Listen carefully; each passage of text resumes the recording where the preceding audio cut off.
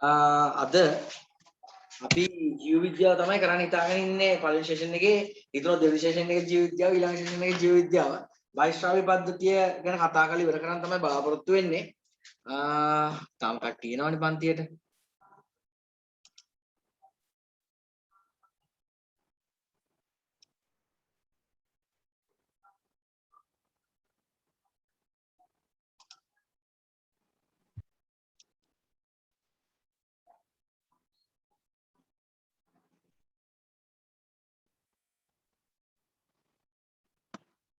ආගෙද පුතේ මේ ප්‍රියංකා රංජනී කියලා තියෙන එක නම් වෙනස් කරන්න. තමන් ඉන්නේ එක.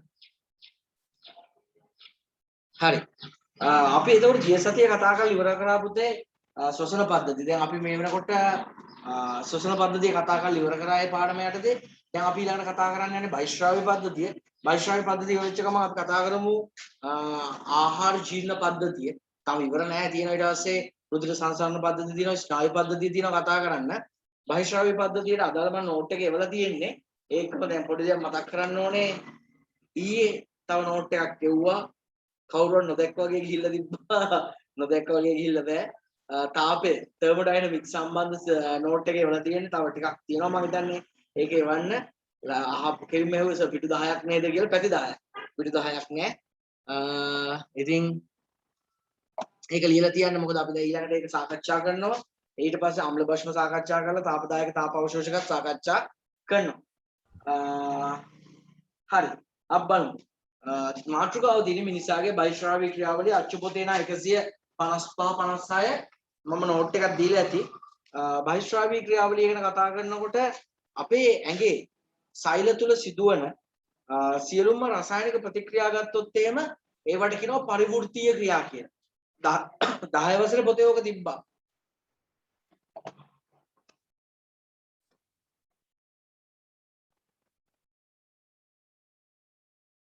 හරි පරිවෘත්තීය ක්‍රියා කියන මතකද දන්නේ ඒක 10 වසරේ පොතේ තිබ්බා අර අමතර දැනුමක් යටතේ තිබ්බේ මේ පරිවෘත්තීය ක්‍රියා ගත්තොත් එහෙනම් පරිවෘත්තීය ක්‍රියාවලින් ඇඟට ඕන කරන දේවලුත් නිපද වෙනවා ඕන නැති දේවලුත් නිපද වෙනවා. දැන් හොඳම උදාහරණයක් තමයි පරිවෘත්තීය ක්‍රියාවලිය වලින් පූජා පන්තියට පූජාට දාන්න මැසේජ් එකක් යාළුවෝ එයා ලොග් වෙන්න try කරනවා දැන් හරි දැන් හොඳම උදාහරණ තමයි මේ පරිවෘත්තීය ක්‍රියාවලදී නිපදවන ශක්තිය. අපේ ශ්වසනදී ශක්තිය නිපදවන හැටි ඉගෙන ගත්තානේ. ශක්තිය නිපද වෙනවා. හැබැයි ඒ වගේම තමයි අනවශ්‍ය දේවලුත් නිපදවෙනවා. කාබන් ඩයොක්සයිඩ් කියන්නේ ඒ වගේ අනවශ්‍ය දෙයක්. දැන් මේ අනවශ්‍ය දේවල් ඇඟ ඇතුලේ තියාගෙන ඉන්න උත්සාහ කළොත් එහෙම අපි මොකද වෙන්නේ? මොකද වෙන්නේ? මොන වෙයිද? ඈ? ඔව් ලෙඩ වෙනවා. අනිවාර්යෙන්. අපිව මොකද වෙන්නේ පුතේ මොනොත් එහෙම ලෙඩ වෙනවා. තේරුණාද? ඉතින් එතකොට එහෙනම් මේ නිපද වෙන අනවශ්‍ය ද්‍රව්‍ය මොකද කරන්න ඕන පුතේ? අයින් කරන්න. මේ නිපද වෙන අනවශ්‍ය ද්‍රව්‍ය මොකද කරන්න ඕනේ? අයින් කරන්න. මේ අයින් කරන ඒ ක්‍රියාවලිය ගැන තමයි අපි මේ කොටසේදී කතා කරන්නේ. හරි? නෝට් එක ලියලා ඇති කියලා මම විශ්වාස කරනවා. අදිත නෝට් එක ලියලාද පුතේ තියෙන්නේ?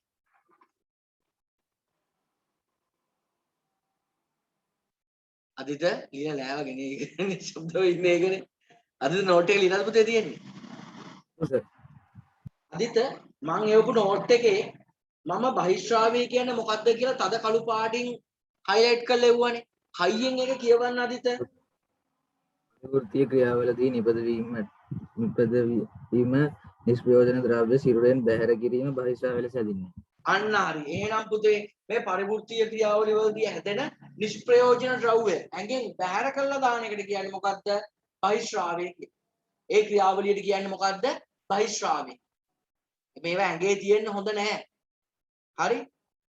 සරලම උදාහරණයක්. ඕගොල්ලෝ දන්න දෙයක්. ඒක මතක් කරලා යන්න. ඕගොල්ලෝ දන්නවා ඇති වකුගඩු සම්බන්ධ රෝග තත්ත්ව තියෙන අයගේ කොතනින් මේක අඳුරගන්න එක පාට. ඇඟේ උඩ ඉඳන් කොන්දේ අමාරුවටත් වඩා හිසේ ඉඳන් දෙපතුල දක්වා බැලුවම ටක් ගාලා කියන්නකො මොකද්ද කොහොමද අඳුරගන්නේ කියලා. නෑ. මුත්‍රා පෙරීමේ ක්‍රියාවලිය අවුලක් තියෙනවා නම් චූ කරනකොට නෙමෙයි ඈ. ඔන්න මුත්‍රා කරනකොට නෙමෙයි. එයාගේ කකුල් එහෙම මොකක් වෙනවද පුතේ ගන්න විදියට. ටග්ගා හොඳට ඉදිමෙනවා. තේරුණාද? ඉදිමෙනවා. ඉදිමෙලා අන්න හරි. ඉදිමෙනවා පුතේ. මේ ඇඟේ බහිස්ත්‍රාවි ද්‍රව්‍ය මගින් ඒ විෂ සංඝටක ඉවත් කරන්න බැරනවා මේ ඇඟ ඇතුලේ තැම්පත් වීමේ ක්‍රියාවලිය. හරි? තේරුණා? හරි. එතකොට ඊට පස්සේ මම වගුවක් දුන්නා පුතේ. ඔය මොනවද ලියන්න දුන්නද? ඔව් පුතේ මේ ඔයාද පුතේ යන නම මේ වෙන නමකින් ලොග් වෙලා හිටියේ. නෑ. ඔයා මොකද කරක් වුනේ පුතේ? ඈ කවුද පුතේ? සවංගි. ඒකනේ සවංගි. මේ නෑ මේ දැන් මං ඇඩ්මිට් මේ කරගත්තේ කවුරු හරි. සවංගි දැන් ටිකක් වෙලානේ. මේ බිම්සර මේ CR එකේ පැති එකමාරක් ඉඳ තියන්න පුතේ. මේ හරි සර්. ඇයි ලසින් දිනන්නේ? ලසින් දල hina යනවා පුතේ මේ පැති එකමාරක් ඉඳ තියන්න කිව්වා. හරි. එතකොට පුතේ දැන් මම මේ දීපු නෝට් එකේ බලන්න මේ බහිස්ත්‍රාවී ද්‍රව්‍ය බැහැර කරන්න පුළුවන් ආකාර තුනක් දීලා තියෙනවා. අච්චු පොතේ තියෙනවා ඒකම මම දීපු එකත් ඒකම තමයි. බලමු. බහිස්ත්‍රාවී ද්‍රව්‍ය තමයි මම දුන්නේ පොඩ වෙනස් කළා. බහිස්ත්‍රාවී ඉන්ද්‍රිය තමයි පුතේ මුලින්ම කතා කරන්නේ වකුගඩු. මේ පාඩමේ ප්‍රමුඛත්වය දෙන වකුගඩු වලට. දැන් ලංකාවේ වකුගඩු ගුවන් පුතේ පොඩි එක්කෙනාගෙන ලොකු එක්කෙනා දක්වා නොදන්න කෙනෙක් නැහැ. මොකද ශ්‍රී ලංකාවේ මේ වෙනකොට තියෙනවා පුතේ CKD කියලා එකක් තියෙනවා. දන්නවනේ මම කියලා තියෙනවා බන්දි. CKD කියන්නේ මොකද්ද? Chronic Kidney Disease. මොකද්ද පුතේ ඒකට සිංහලෙන් කියන්නේ? කෝ ඉංග්‍රීසි වැඩකෝ ඉන්නවා පන්ති අපි දන්නවා. ඉංග්‍රීසි ලිටරචර් කරන්න අය පවා ඉන්නවා. කියන්නේ CKD කියන්නේ මොකද්ද? Chronic Kidney Disease කියන්නේ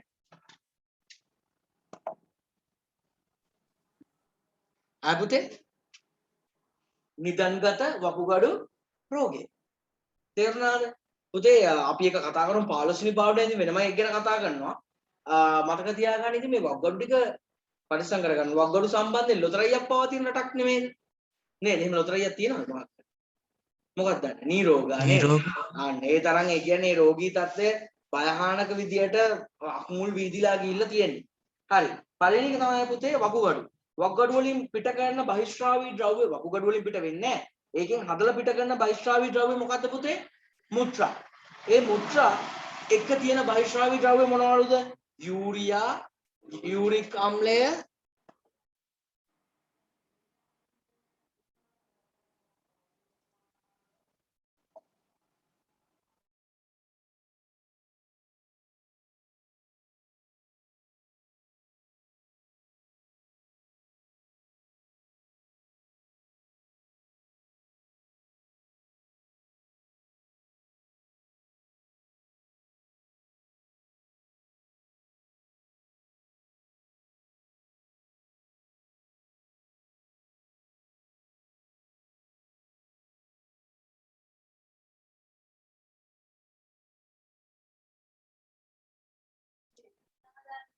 හරි.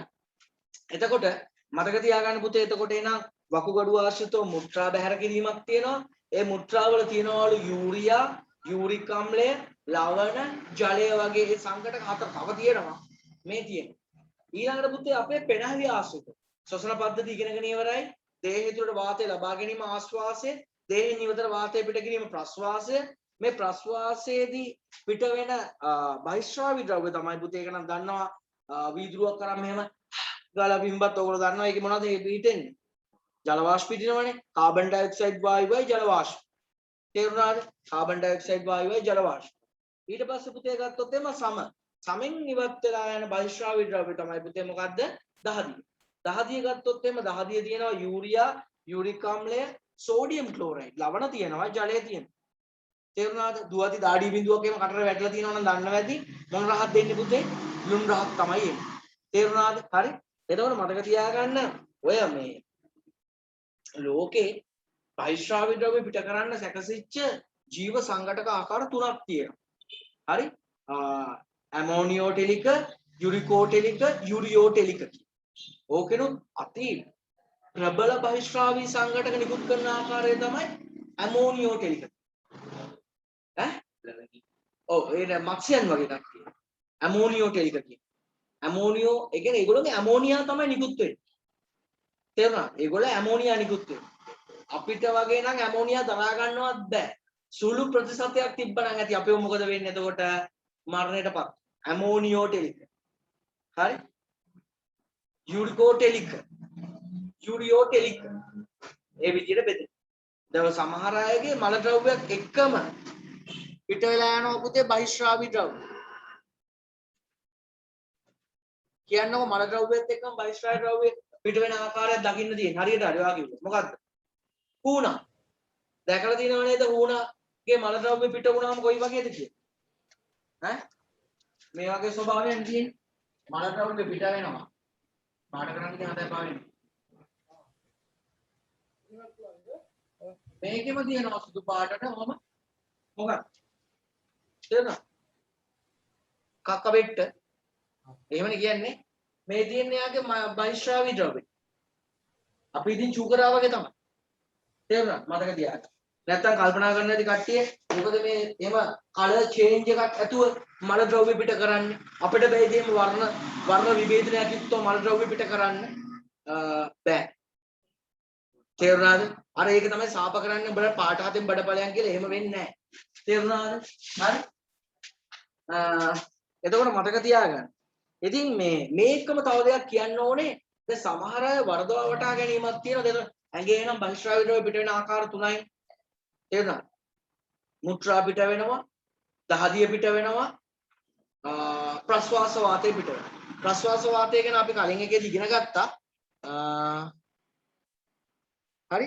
කලින් එකේදී ඉගෙන ගත්තා. ඒ කියන්නේ අපි ශ්වසන පද්ධතිය ගැන කතා කරලා ඉවරයි. දැන් 156 157 පිටු. එතකොට පුතේ දැන් මේකෙන් තව කතා කරන්න ඕන දෙයක් තියෙනවා. කට්ටිය අහන ප්‍රශ්නයක් තමයි මල ද්‍රව්‍ය. ආහාර ජීවනයේ අන්තඵලයක් විදිහට ගුද මාර්ගයෙන් පිට වෙලා යන මල ද්‍රව්‍ය. බහිශ්‍රාවී ද්‍රව්‍යයක් නෙමෙයිද? බහිශ්‍රාවී ද්‍රව්‍යයක් නෙමෙයිද කියලා. හරි? ආදිත කියුවා අකිදු නෝට් එක ලියලාද පුතේ තියෙන්නේ? ඔව් සර්. පොඩකින් ප්‍රශ්නයක් තියෙනවා. සර් බුවල්ලාගේ පිට වෙන අර කළු තෙල් ඒවත් බහිශ්‍රාවී ද්‍රව්‍යද නැහැ. ඒ පුතේ එයාගේ ආරක්ෂාව සඳහා තියෙන ඇඩැප්ටේෂන් එක. ඒක තීන්ත වගේ සංඝටකයක්. එයා ඒ තීන්ත මුදා හැරලා ඊට පස්සේ මොකද කරන්නේ? ක්ෂණිකව පලා යෑමක් වගේ දෙයක් කරනවා. හරිනේ? අකිඳු වගුවට යටින් තියෙන ඡේද කියවන්නකො පුතේ. ජීර්ණයේදී ජීර්ණය නොවි ඉතිරි වන ද්‍රව්‍ය මල ද්‍රව්‍ය ලෙස හැඳින්නේ. ඒවා හටගන්නේ සෛල තුල සිදුවන ජෛව රසායනික ප්‍රතික්‍රියාවකින් නොවන බැවින් මල ද්‍රව්‍ය බහිශ්‍රාවී ද්‍රව්‍යයක් ලෙස නොසැලකේ. එහෙත් මල ද්‍රව්‍ය සමග පිටවන පිත් වර්ණක යනු බහිශ්‍රාවී ද්‍රව්‍යයකි. හරි. එතකොට එනම් මතක තියාගන්න මේ මල ද්‍රව්‍ය කියලා කියන්නේ ආහාර වල අන්තඵලයක්නේ. එතකොට ඒක පුතේ සලකන්නේ නැහැ බහිශ්‍රාවී ද්‍රව්‍යයක් විදියට. හැබැයි මල ද්‍රව්‍යත් එක පිට වෙලා යනවා පිත. පිත්තාශය ගබඩා වෙලා තියෙන පිත ඒ පිත් වර්ණක ඒ වගේ දේවල් නම් ඉතින් බහිශ්‍රාවී ද්‍රව්‍ය තමයි. පොදුවේ ගත්තාම මල ද්‍රව්‍ය බහිශ්‍රාවී ද්‍රව්‍යයක් විදිහට සලකන්නේ නැහැ. හරි? දැන් අපේ බහිශ්‍රාවී පද්ධතිය ගැන කතා කරන්න. ඉතින් අපි බහිශ්‍රාවී පද්ධතිය ගැන කතා කරනකොට තියෙන ප්‍රධානතම කොටස තමයි මොකක්ද? වකුගඩු. වටිනා පුතේ. වකුගඩුවක් සාමාන්‍යයෙන් ඩෝන කරන කාගෙන් හරි අරගෙන බද්ධ කරගන්න සාමාන්‍ය ලංකාව තුල කොච්චර විතර මිලක් ඒත් දල වශයෙන් අදහස් නැහැ. ලක්ෂ 50ක් කියන්නේ. ඕගොල්ලෝ ඉතින් බිම්සර සල්ලිකාරන ඕගොල්ලෝ ඉතින් නේද? ඒගොල්ලෝනේ අර ලොකු ඒවාන් කියන්නේ. හරි? එච්චර යන්නේ නැහැ පුතේ. හරි? එච්චර යන්නේ නැහැ පුතේ. මේ ලක්ෂ 25ක් අතර කරගන්න පුළුවන්. තේරුණාද? අපිට බෑ ඉතින් ඒත් ඉතින්නේ. මොකද මතකද නැහැ මම කටහඬ නැතිලා හිටියා. ඒ අවුරුද්දට කලින් අවුරුද්දක කොහෙද මතකනේ. මගේ කටහඬ සම්බන්ධ ඔපරේෂන් එක කරනකොට මේ අනිත් පැත්තම වකුගඩු. ඉතින් මෙහෙම එකක් තියෙනවා. සල්ලි තියෙන කට්ටිය දුප්පත් අය. ඒකෙදි මෙහෙමයි මේ වකුගඩුව මෙහෙම කරනකොට මෙහෙම බද්ධ කරන්න බෑ පුතේ. ඒක ඇඟට සමහරවල්ලාට බද්ධ කරන්න කරාට පස්සේ ඇඟ ඒක ප්‍රතික්ෂේප කරනවා. මේ තමන්ගේ තාත්තයි වකුගඩුව නම් බද්ධ කරත් තාත්තට පුතාගේ බද්ධ කරලා ප්‍රතික්ෂේප කරනවා. ඒකට කරන්න ඕනේ පුතේ මේ ටිෂු බයොප්සි එකක් එහෙම සෛල ගැළපීමක් ඒවේ ක්‍රියාවලිය බලන්න ඕනේ පුතේ. තේරුණා? ඊට පස්සේ ඒක මැනේජ් කරගන්න වෙනම බේත් බොන්න ඕනේ එන කාලේ. තේරුණා? ඉතින් ඒවටත් විශාල වේදමක් යනවා. මම හිතන්නේ මුගක් විශාල ධනපතියෙක් වෙන්න ඇති. එයා වකුගඩුව ගත්තේ ඔයගොල්ලෝ දන්නව නේද? වතු දෙමළ කියන්නේ. දුප්පත් මිනිස්සෙක්ගේ වකුගඩුවක් තමයි ඉතින් ගත්තේ. එතකොට ඒ ලේවලට වකුගඩු වලට අක්මා කොටස් වලට ಜಾතිය ආගම ಜಾති ආගම් ભેද නැහැ නේද පුතේ නේ ඉතින් මතක තියාගන්න ಜಾති වීගෙන සිංහෝඩින මොනාරි කොහොම කේන්ති යනවා හැබැයි ඒ වගේ අයගේ වකුගඩුවක් එහෙම නම් බද්ධ කරගන්න පුළුවන් ඒකයි තියෙන්නේ අන්න ඒක මතක තියාගන්න මේ එහෙම දෙයක් ඒ කියන්නේ මම අර මගේ කටහඬ සම්බන්ධයේ ඔපරේෂන් එක වෙලාවේ ඒ දෙක හිටපු අය මට හිටපු එක සංසිද්ධියක් මම කිව්වේ ඉතින් මතක තියාගන්න වකුගඩුවක් බද්ධ කරන්න ලේසියෙන් බෑ හොඳම දේ වකුගඩු දෙක මොනව කරගන්නේ? රැකගන්නේ. වකුගඩු දෙක තියෙන වකුගඩු දෙක රැකගන්න එක තමයි හොඳම දේ. හරි? ඔය සමහර අය කියනවා මචං බියර් එකක් විතරක් බීපන් අවුලක් නැහැ. බියර් මම දන්නේ මම සාමාන්‍ය මද්යසාර කිසියක් මම මත්පැන් මත්ද්‍රව්‍ය කිසියක් පාවිච්චි කරන්නේ නැහැ. මගේ ප්‍රතිපත්තියක්. බියර් එහෙම බීපුවම මම හිතන්නේ රෑලි නැකන් චූ කරන එක තමයි කරන්නේ. ටිකක් කලන වකුගඩු දෙක දරා ගන්න බෑ පුතේ ෆිල්ටරින් ස්පීඩ් එක. තේරුණා ඒකයි කියන්නේ මැරෙන්න කලින් බියර් බෝන මැරෙන්න කලින් බියර් දුන්න මැරෙන්න පුළුවන් එහෙම පුළුවන් අපේ ඇඟේ කොටස් දන් දෙන්න පුළුවන් ඒක පුළුවන් ඒක කිසි අවුලක් නෑ හොඳ දෙයක් නේද නිකන් තියෙන ඇඟනේ නේද පුළුවන් පැය දෙකකට කලින් වගේ මම හිතන්නේ කොටස් ගන්නවා ඇඳලා තියෙන්නේ මම ඒකින්ද දල වශයෙන් අඳිනවා පුතේ වෙන්නද බලාපොරොත්තු අපතේ වකුගඩු දෙන්නද බලාපොරොත්තු නෑ හොඳයි අදහස නරක දෙයක් නෙමෙයි ඉතින් හොඳ දේවල් අදහස් බෑ පුතේ ඒ කියන්නේ බෑ තාම ඕගොල්ලෝ ගැනවත් තීරණයක් ගන්න බෑ තාම අසාදයක් අවබන්දින්න පුළුවන් නෑ මේ මාරයි තාම මේ පොඩි ළමයි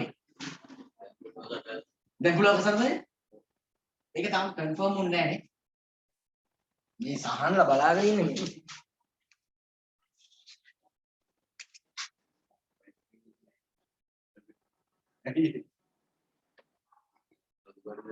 මොකද කලරේ අර මේ ගජිනී එකේ තියෙන්නේ ඒ වගේ කතාවක් නේද මට මතක ෆිල්ම් එකේ හදවත නෙවෙයිනේ වකුගඩු නේද මට හරියටම මතක නැහැ සිද්ධිය නේද වකුගඩු නේද හොරෙන් ගන්න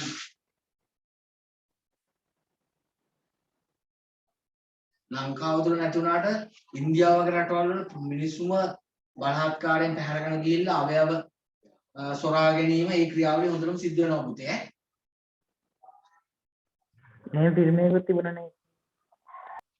ඒක ගැන තමයි පුතේ ගජිනී කියලා කිව්වේ.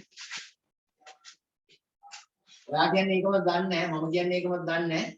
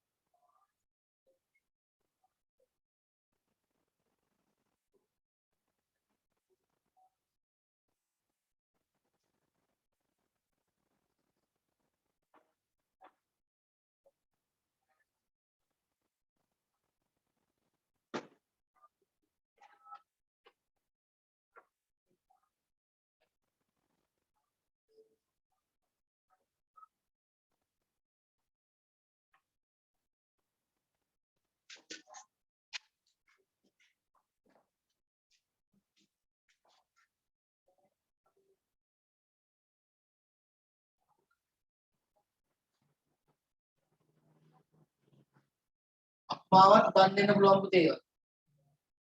දැන් නම් මං හිතන්නේ ලංකාවේ සමත් දන් දෙන්න පුළුවන්.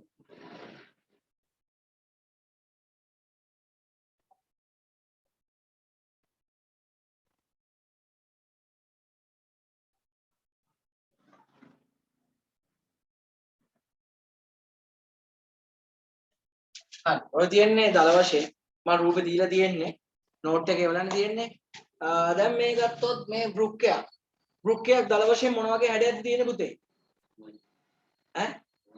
බෝංචියටයක් වගේ. බෝංචියටයක් මොන වගේද පුතේ? වෘක්කයක් වගේ. එහෙමද කියන්නේ? තේරුණාද? මෙයා දිගටි මේ මෙච්චරක් වගේ ප්‍රමාණය, මෙච්චරක් වගේ. මෙච්චරක් වගේ ප්‍රමාණය. හරි?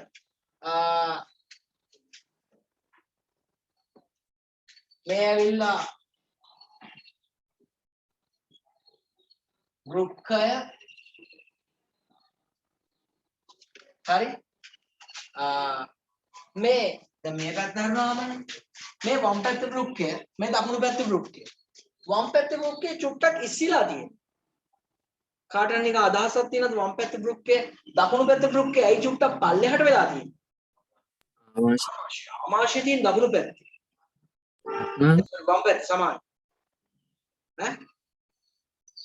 ඇයි දකුණු පැත්තේ වෘක්කය චුට්ටක් පල්ලෙහාට වෙලා තියෙන්නේ? අන්න හරි. මෙතන තියෙනවා ටිකක් ලොකු එක්කෙනෙක් ඈ. ඒක ඇඳෝ වැඩි අවුල වෙයිද දන්නේ නැහැ. ටිකක් ලොකු එක්කෙනෙක් මෙතන යනවනේ මේ එයාට ඉඩ දෙන්න ඕන. ඇඟේ තියෙන ලොකුම අවයවය. අක්මාව. දැන් ටීකට කලින් මම කිව්වේ අක්මාවේ ඩැමේජ් වෙලා ඇක්සිඩන්ට් එකක් මොනවා හරි වෙලා තුනෙන් එකක් ඉතුරු වුණා. ආයි ඒක වර්ධනය වෙනවා. අක්මාවෙන් තුනෙන් දෙකක් දන් දෙන්න පුළුවන්. තුනෙන් එකක් තියාගෙන. ඒ ඉතුරු එක ආයි වර්ධනය වෙනවා. තේරුණාද? ඒවත් අර විදිහට බයොප්සියම කරන්න ඕනේ. මෙහෙම ගලවලා මෙහෙම බද්ධ කරන්න බෑ පුතේ. අර මේ නට් ඇන්ඩ් බෝල්ට් සෙට් කරනවා වගේ එක ගලවලා මේකට සෙට් කරනවා වගේ එහෙම කරන්න බෑ. හරි? මේ වෘක්කේ උඩ තියෙන්නේ පුතේ හෝමෝන් ශ්‍රාවයට වැදගත් වෙන කොටසක්. අදි ඊට පස්සේ ඉගෙන ගමු මොකක්ද ඒකට කියන්නේ?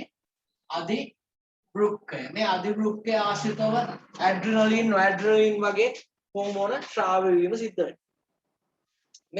මේවෙන් පිට වෙලා යන මුත්‍රා පිට වෙලා යන මේ නාල. ඒ නාල වලට මොකද්ද කියන්නේ පුතේ? මුත්‍රා මොකද්ද කියන්නේ? මුත්‍රා වාහිනී එකතු වෙන මේ මල්ලට මේ මල්ල ඇතුළේ තමයි අපි චූප රෝගණ ඉන්නේ. මොකද්ද ඒකට කියන්නේ? මුත්‍රාශය.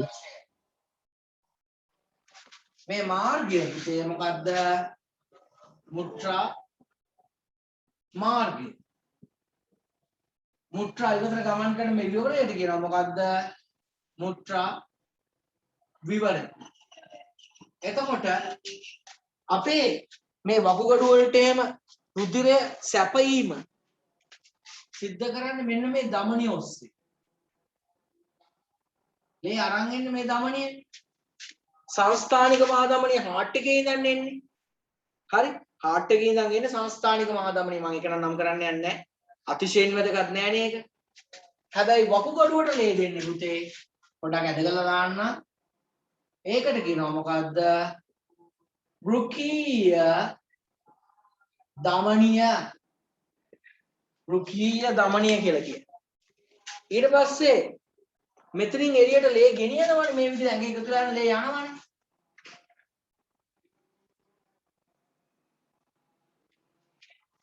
ඕක ගිහිල්ලා ගෙලින්ම අපරමාශිලාවට සම්බන්ධ වෙන්නේ හරිද? අපේ භාෂාවෙන් කියනවා නම් නරක ලේ අරන් යන්නේ. අපරිසුදු ලේ අරන් යන්නේ. ඒ වගේ වකුගඩු වලුත් ලේ අරන් යනවනේ. අන්නේ අරන් යන මෙන්න මේකට කියන්නේ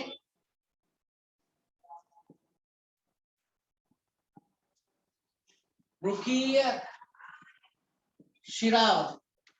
ඒකට කියන්නේ මොකද්ද පුතේ? වෘකීය ශිරාව කියලා. උඩ වැඩිද ලියුවා. හරි? මොන රූපේ දීලා ඇති. රූපේ ඇඳලා ඇති කියලා විශ්වාස කරනවා. මෙතන ඉගෙන ගලන්නේ. ඒක අද දවසේ කොහොමද වැඩ කරන්නේ? එන්නේ නැත්නම් මෙතන කියන්නේ. ඒතර කොහොමද වැඩ කරන්නේ? මාර වැඩේ. ඕගොල්ලෝ ලිවෙන්නේ නැද්ද පුතේ ළමයි නෝට් එක? මම ලිව්වා.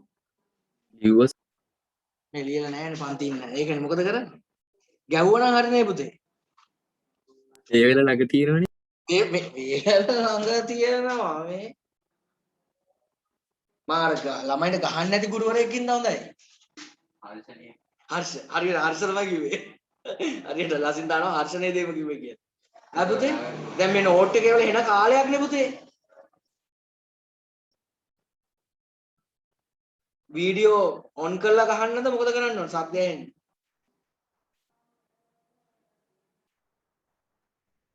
එන්න කාලයක් මේ නෝට් එක ගෙවලා දැන් මම එතනින් යාට කොහොමද පාඩම කරගෙන යන්නේ? හරි? අපි බලමු.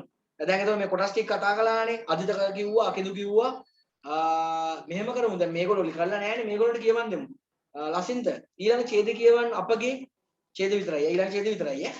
කයියෙන් කියන්න පුතේ අහෙන් අනිත් අයට. අපගේ බාහිරාගේ ක්‍රියාවලිය සඳහා ප්‍රධාන වශයෙන් සැලසුම් පද්ධතිය වන්නේ මුද්‍රා වාහිනී පද්ධතියයි. හරි. එතකොට අපේ එහෙනම් බහිශ්‍රාවී ක්‍රියාවලිය සඳහා සැකසිච්ච විශේෂ පද්ධතිය පුතේ මොකද්ද? මුද්‍රා වාහිනී පද්ධතිය. මේකට කියන්නේ මොකද්ද? මුද්‍රා වාහිනී පද්ධතිය.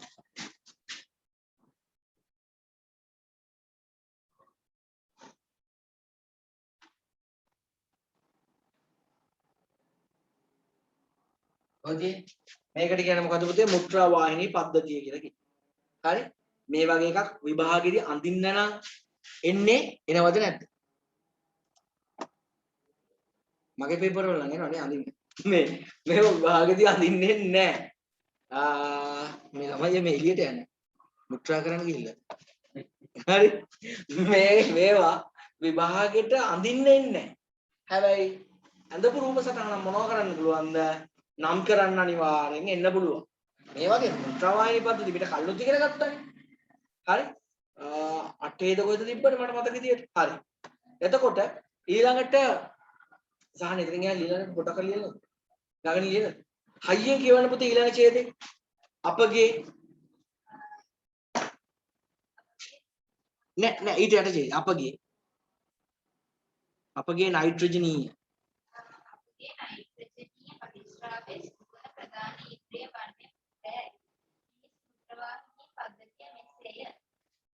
හරි. පළවෙනි එක මොකද්ද පුතේ?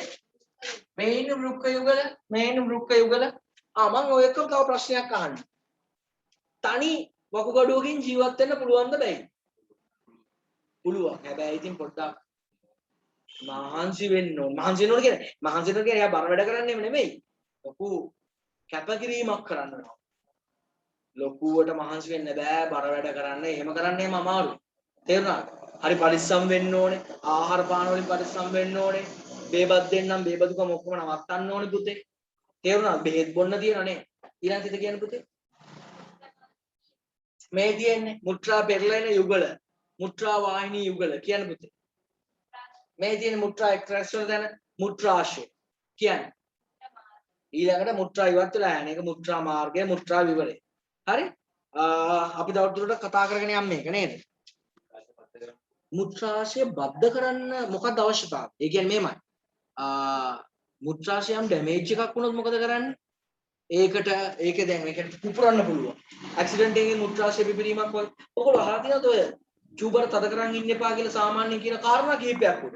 අපි ඒක කතා කරමු ඉස්සරහට. කැල්සියම් ඔක්සලේට් තැම්පත් වෙලා හැදෙනව මොනවද පුතේ? මුත්‍රා ගල්.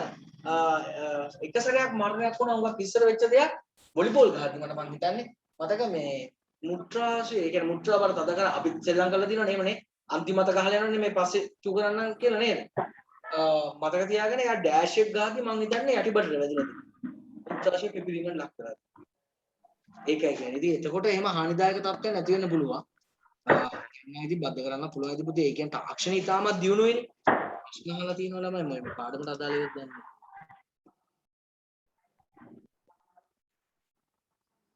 මැරෙන්න ඉස්සෙල්ලා බොඩි එක කැම්පස් එකට දෙන්න පුළුවන්ද? අනිවාර්යෙන් පුතේ. දෙන්න පුළුවන්. කිසි අවුලක් නැහැ. හරි? දන් දෙන්න පුළුවන්. හැබැයි එතකොට මලගයක් එහෙම ගන්න බෑ. හරි? මලගේ එක දවසින් තිබ්බා ඒ බොඩි එක බාර දුන්නා විශ්වවිද්‍යාලය. මොන් පිළිසිද්ද වැඩ ඉගෙන ගන්න ඕනේ. හරි?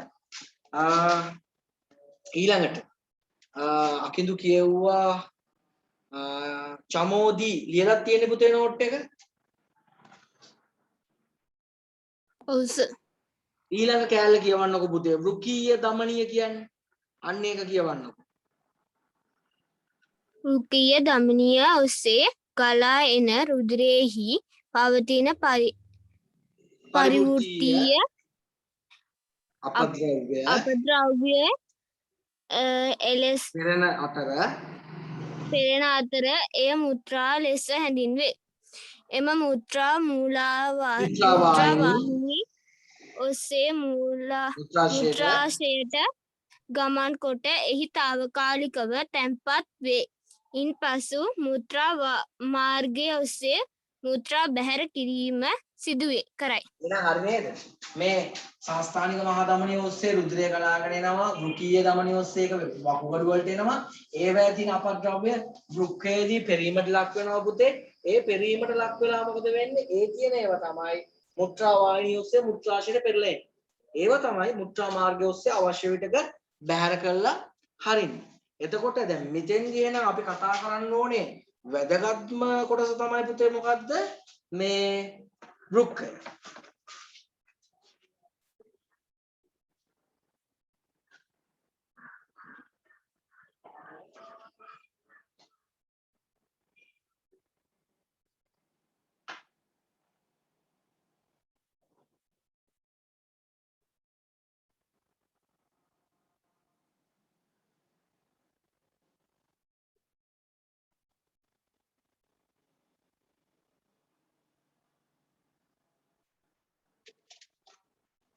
වකුගඩුවේ පුතේ පිටින්ම තියෙන්නේ තද පැහැති කලාපය.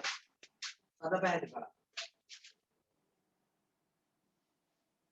දැන් මේ වකුගඩුව පුතේ අඳින්නේ නැහැ නැත්තම් ටික ලයින් ආයේ මොකක්ද දැන්ද කියලා අහුවොත් එහෙම දැන් මම දන්නවා සමහර අය හැටි.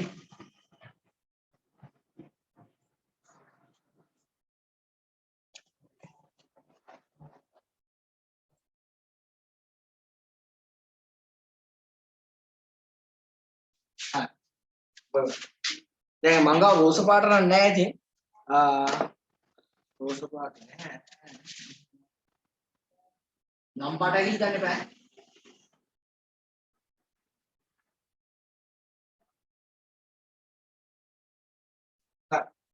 දැන් පුතේ මේ වකුගඩුවක් ගත්තොත් එහෙම දැන් මේ වකුගඩුවක ඔය පිටින්ම තියෙන්නේ තන්තුමය ප්‍රාවරය කියලා කියන්නේ. මේ පිටින්ම තියෙන එකට කියන්නේ මේක fibrine membrane එක. තන්තුමය ප්‍රාවරය. ඊට ඇතුලේ තියෙන එක පුතේ දුඹුරු පාට. හරි? දුඹුරු පාට. නෑ දුඹුරු පාට. තද පාට. ඇතුලේ තියෙන එක රෝසකයට උරුයි. ඒක ලා පාට. මේකට කියන්නේ පුතේ බාහික. මේ ඇතුලේ තියෙන එකට කියන්නේ පුතේ මජ්ජා. මතකද අපි 10 වසරේ ප්‍රජනනයේ පාඩම ඉගෙන ගත්තා. ඒකේ ඩිම්බ කෝෂයක් කැපුවාම මේ වගේනේ තියෙන්නේ.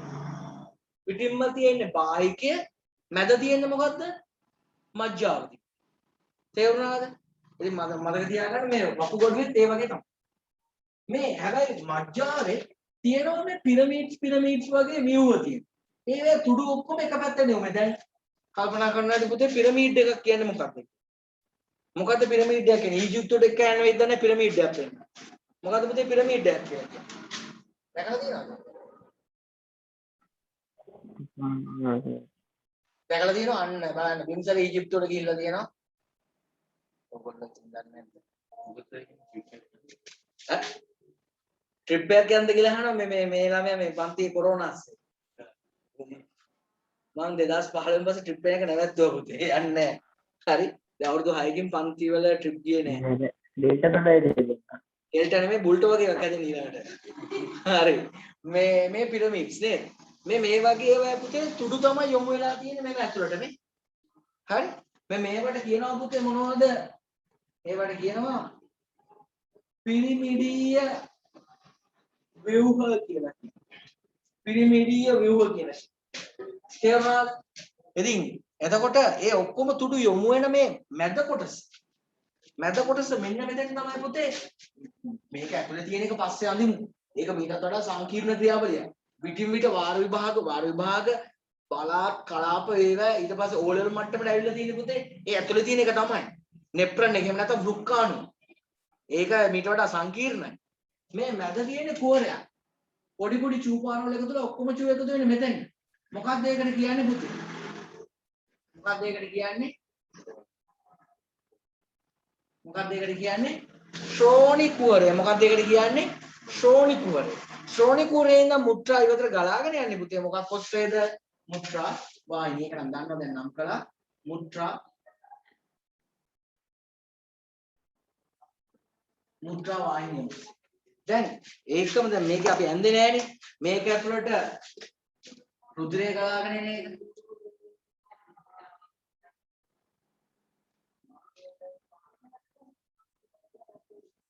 දැන් ඒ වැන්දාම නම් ඉතින් වැඩි අවුල් වෙනවා වගේ නේ. ඔතේ වෘකීය ධමනිය ඇවිල්ලා එයාගේ රුධිරය බෙදා ගන්නවා ඒක ඇතුළේ පුළුවන් තරම්. ඊට පස්සේ ඒකම තියෙනවා පොතේ වෘකීය ශිරාව. ඒ අරන් යන්නත් එපා.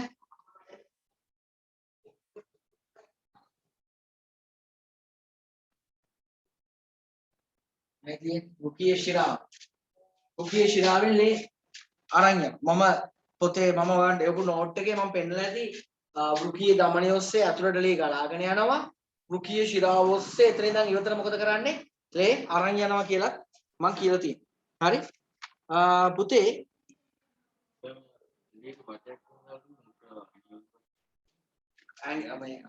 බටයක් මුත්‍රා මාර්ගයේ නේද?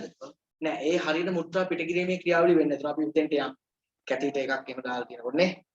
චමුදී කියන්න පුතේ ඊට යටින් තියෙන නෝට් එක ලියලා තියෙන්නේ. මේ වග්ගඩුව ඇඳලා පස්සේ යටින් තියෙන නෝට් එක කියන්නේ පුතේ. වෘක්කයේ පවතින ව්‍යුහමය හා කෘත්‍රිම ඒකය වෘක්කාණුවයි. එය අන්වීක්ෂීය වන අතර එක් වෘක්කයක මේවා මිලියනයක් පමණ පවතී. අන්න නියම තැනට අපේ ඇඟේ තියෙන ව්‍යුහමය හා කෘත්‍රිමය ස්ට්‍රක්චරල් ඇන්ඩ් ෆන්ක්ෂනල් යුනිට් එක සෛලය වගේ වකුගඩුවක තියෙන ව්‍යුහමය හා කෘත්‍රිම ඒකකය තමයි මොකක්ද කියන්නේ? වෘක්කාණු. එක වකුගඩුවක තියෙනවලු ඒව කොච්චරක් විතරද?